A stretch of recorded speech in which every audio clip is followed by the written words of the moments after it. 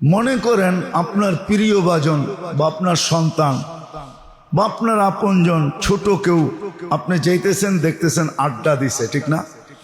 কোথাও বসে আড্ডা দিতেছে, আপনাকে দেখা সে উঠা চলে গেছে, আপনি একটু চোখ গরম করে দেখছেন সে বুঝা ফেলছে, চলে গেছে, ঠিক না?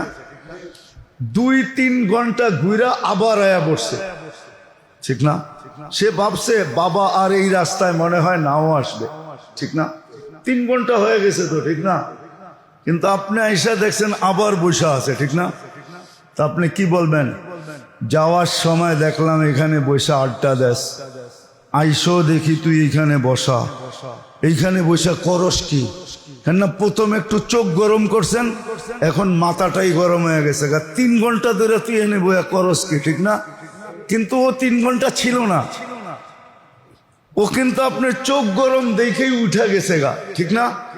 কিন্তু ভাবছে 3 ঘন্টা তো হইলো, বাবা মনে হয় এখান দিয়ে আর আসবে না, বড় ভাই মনে হয় এখান দিয়ে আসবে না, মুরব্বী মনে হয় এখান দিয়ে আর আসবে না, আবার আইসা বসে গেছে। কিন্তু আপনি কি বললেন? যাওয়ার সময় দেখলাম বাবা, আসার সময় দেখলাম বাবা, তুই করস কি এখানে?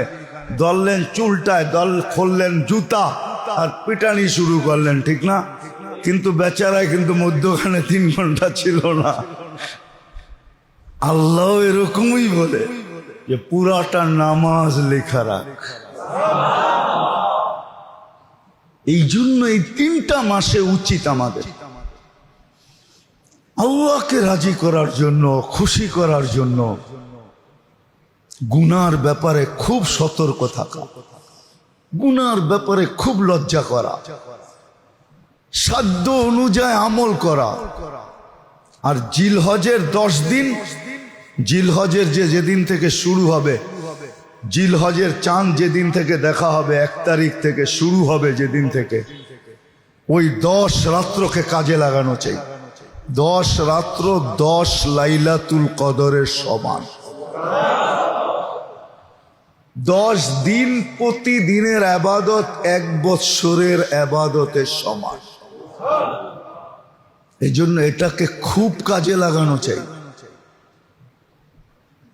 খুব কাজে লাগানো চাই। আরাফার দিনের রোজা রাখা চাই 9 তারিখে, উচিত। ছোট ছোট কিছু করেন, সারা বৎসর পারি না, মাঝে মাঝে তো সুযোগ দিছেন আমাদেরকে, উম্মতকে কমসে কম এটা দেখানো উচিত। হ্যাঁ, দুনিয়ার ব্যাপারে যদি শোডাউন করতে পারেন, তাহলে আল্লাহর সামনে শোডাউন করতে অসুবিধা কি?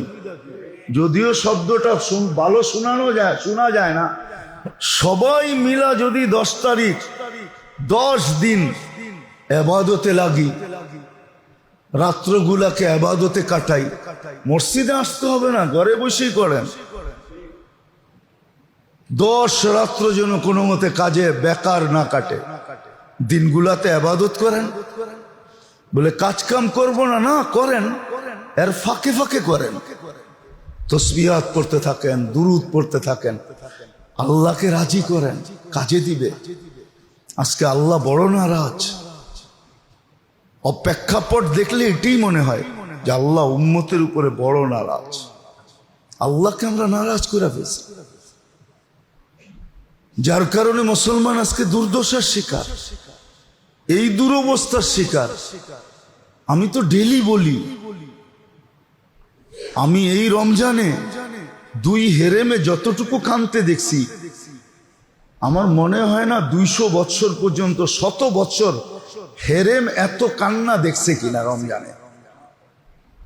এই রমজানে যা কান্না মানুষ কাঁদছে, শুধু ফিলিস্তিনকে সামনে রেখা, দুনিয়ার অবস্থাকে সামনে রেখা, একদিকে ইমাম কাঁদতেছে, একদিকে মুসল্লিরা কাঁদতেছে।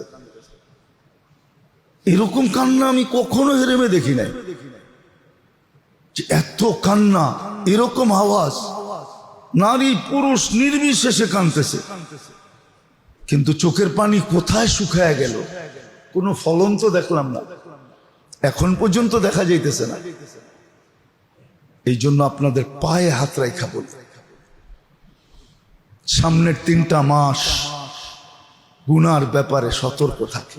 আল্লাহকে লজ্জা করুন, আমল বাড়াইয়া দিন।